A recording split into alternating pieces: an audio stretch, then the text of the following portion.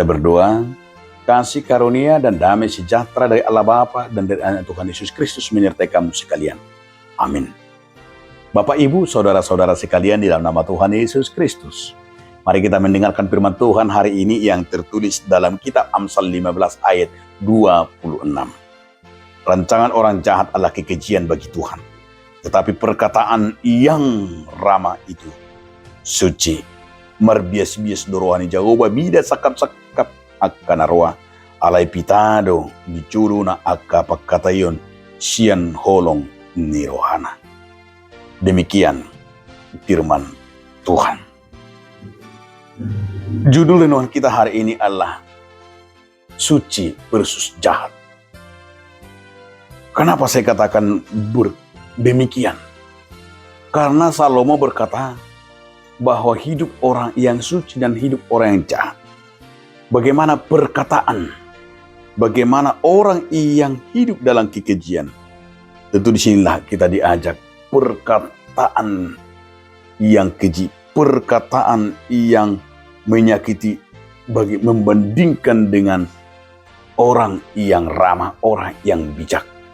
Perkataan-perkataan yang keji, rancangan-rancangan yang juga adalah dikatakan di sini, yaitu menyakiti sesamanya dan menyakiti Tuhan.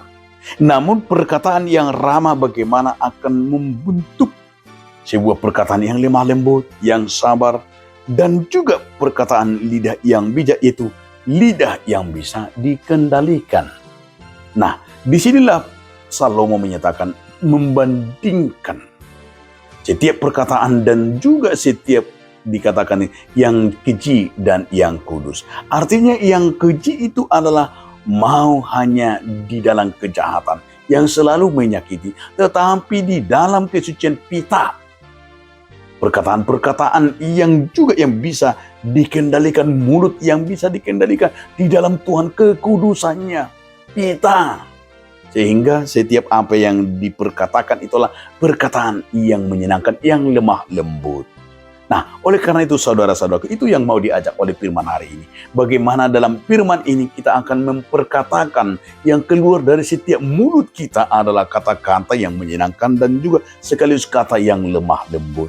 Yang bisa membuat yaitu bahwa menjadi berkat, termasuk adalah pita suci dan kudus di hadapan Tuhan. Karena perkataan kita itu akan membawa dampak kepada diri kita sendiri, dampak kepada iman kita, terlebih di dalam menjaga segala perkataan kita.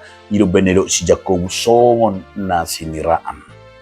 Perkataan kita itu, maunya Paulus juga berkata itu, songon nasinira labok ma, tabu ma. Timotius juga dalam hal itu, walaupun engkau muda, tetapi setiap perkataan kita itu adalah perkataan yang selalu menunjukkan yaitu takut akan Tuhan, yang hidup di dalam firman. Nah, saudara-saudaraku, itu yang kita lihat seperti Salomo mau mengajak kita, mari kita selalu menjaga perkataan dan mulut kita di dalam Tuhan yang penuh dengan ramah, yang penuh dengan perkataan-perkataan yang selalu di dalam kesucian. Amin. Ajarkan kami Tuhan untuk menyatakan setiap perkataan dan berbicara kami hidup di dalam firman-Mu. Amin.